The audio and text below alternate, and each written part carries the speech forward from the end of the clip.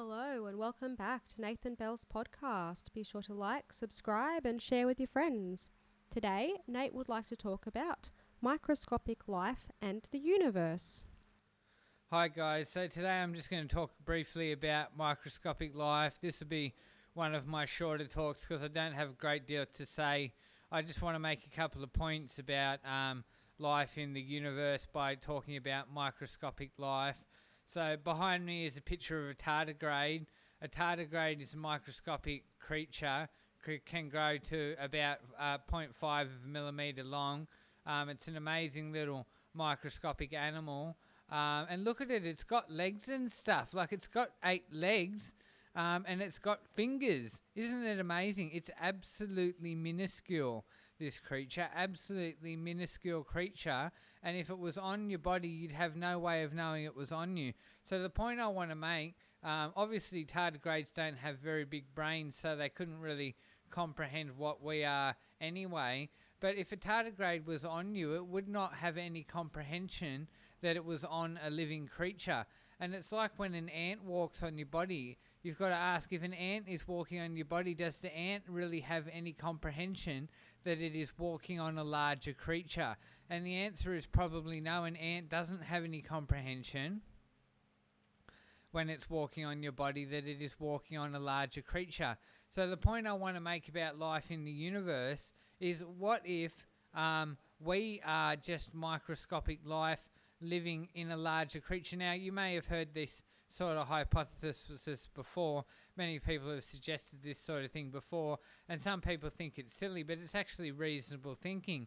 What if the universe itself is a larger living creature, and we're like the tardigrade or the ant, a part of the universe, and we don't realize that we're microscopic, and the larger being that is the universe, the larger entity or the larger reality, we just have no way of comprehending that. We couldn't possibly comprehend that at all. There could be a whole nother world, a whole nother reality outside of the boundaries of the universe that we inhabit, and we would have just no way of possibly comprehending that because it's well beyond our scope.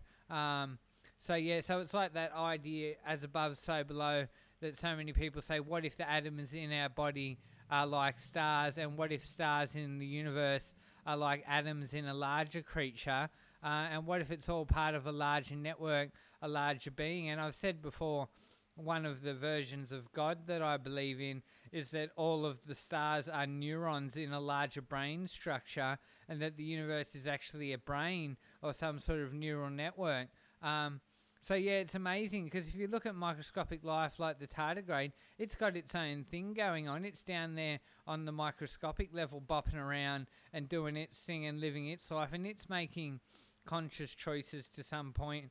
It's going left, it's going right, it's choosing, now I have to eat, and it's eating whatever it is that the tardigrade eats. And the ant is doing the same thing. The ant is choosing to go left, and the ant is choosing to go right, and the ant is choosing to eat. So they're making conscious decisions, but they've got no comprehension of the broader, larger world. And it's like the fish in the pond doesn't know anything about the world outside the pond.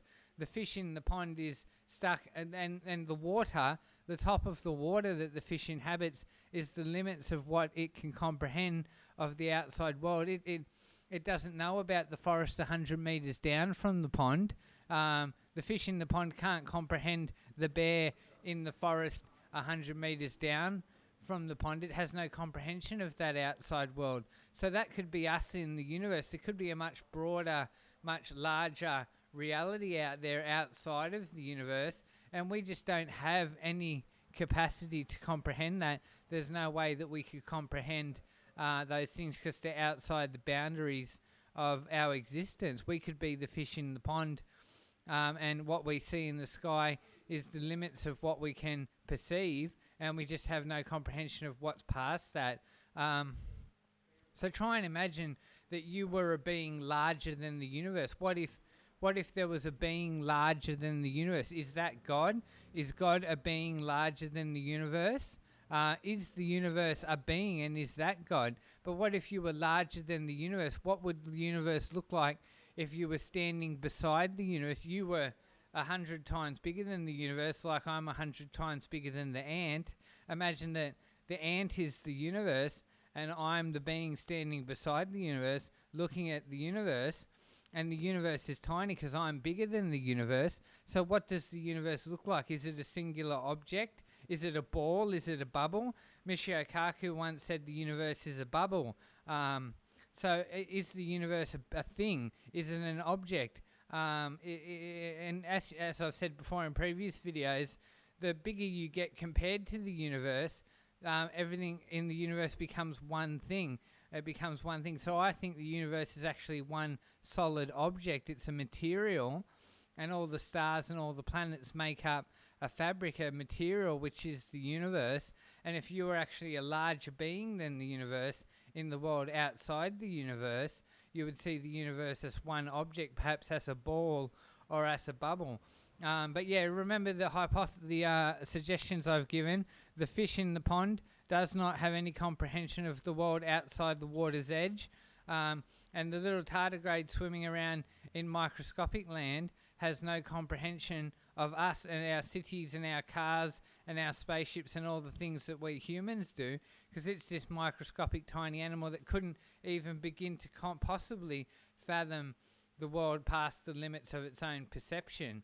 So the universe may be a much bigger thing, and there may be something outside of the universe, and we're the microscopic organisms, and we just can't possibly comprehend what is beyond the limits of our minuscule perception. So that's really all I wanted to say about it, because microscopic life is fascinating, because there's a whole nother world down there. And tardigrades can eat cells, and they can interact with cells. So they're tiny, and it's like bacteria that gets into your body. Bacteria is tiny and can float around your body, and your body is its whole world. It's like we're in a city. Well, the bacteria in your body is in your body, and that's like a city to it. And it has no comprehension when it's in your body that it's in a much larger living being. So think about that. And that's really all I wanted to say, using microscopic life like the tardigrade as an example of how we're limited by our perception, and we may actually be a part of something much larger and much grander. So there's some thoughts about microscopic life and life in the universe. So drop a comment in the comment section what you think about that.